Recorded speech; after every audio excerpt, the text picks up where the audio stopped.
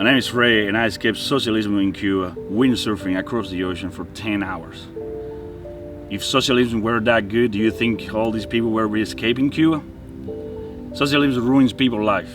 I can't believe there's Americans that want that for us here. This is the thing, socialism looks beautiful on a book.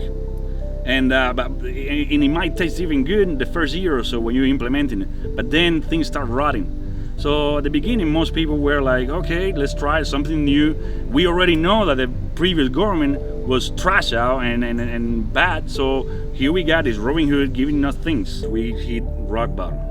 There was almost nothing to go by in Cuba. We were having 16 hours of blackout every day.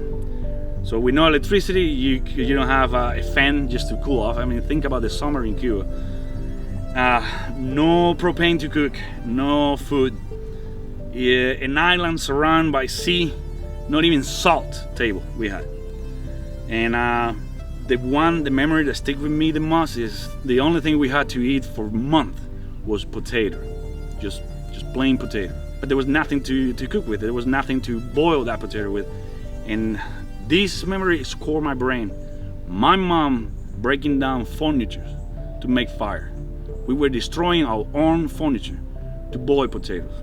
In Cuba, eating a lobster is illegal. You go diving, you grab one lobster, you can get 6 years in jail. And it gets worse. If you sell it, you're a trafficker now. If you cook it and put it on an underground restaurant, it's even worse. But the government gets them by boats, by tons. All the policemen in Cuba will live way better than us. All the government, not even mention that, way better. The elite, they live in a bubble. That's socialism for you. My family is made out of mechanical engineers, social engineers, lawyers and stuff, and we were living through that. Does that tell you something? It's not your fault as a family. You did the best for yourself. You educated yourself and you burning your own furniture. And trying to understand Cuba is trying to understand Alice in Wonderland.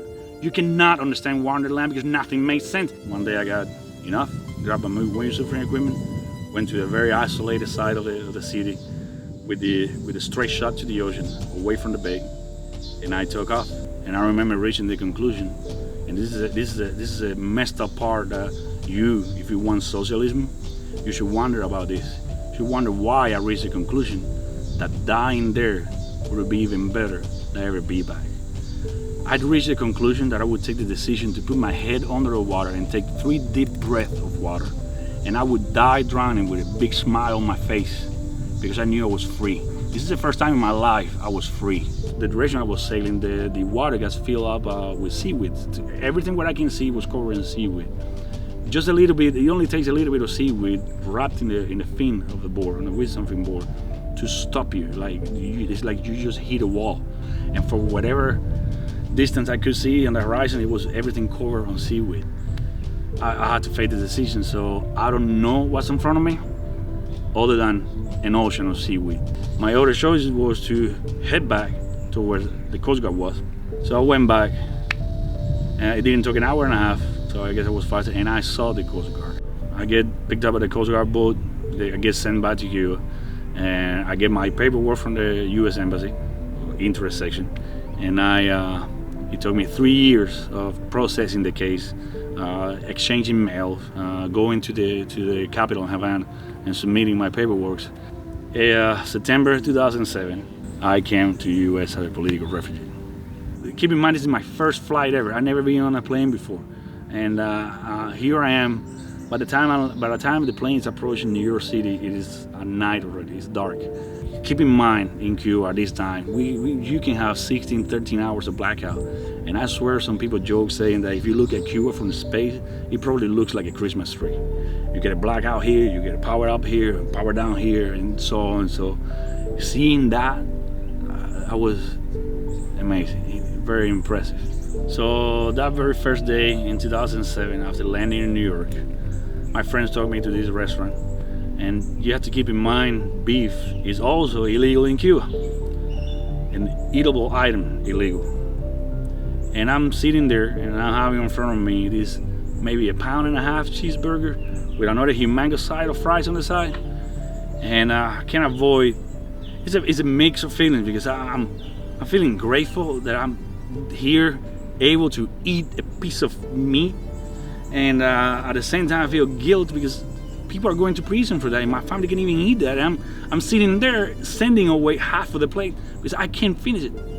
And up to this point today, I think I'm gonna kill myself about stuffing food down my throat because I cannot send food back to the trash. I refuse to do that, and that's my fight all the time with my kids today. That's another thing that I'm afraid of and I'm scared of, that they're gonna grow up, yeah, with the stories, but it's not gonna be the same, living it, of how lucky they are of being here, something that simple as a piece of meat. That in other places, in a socialist place, it will get you to jail. Now we are here, and these liberals are trying to feed us down the throat. And Bernie Sanders, a freaking guy, a guy that's friend with the Castros, and talking beautiful things about the Cuban system. I was there. I sucked it up. Why Bernie Sanders failed to tell you that in Cuba, you can go to prison in Cuba for eating something? How? I don't like hands out. So I always wanted to be a part of the service, and I went to the army.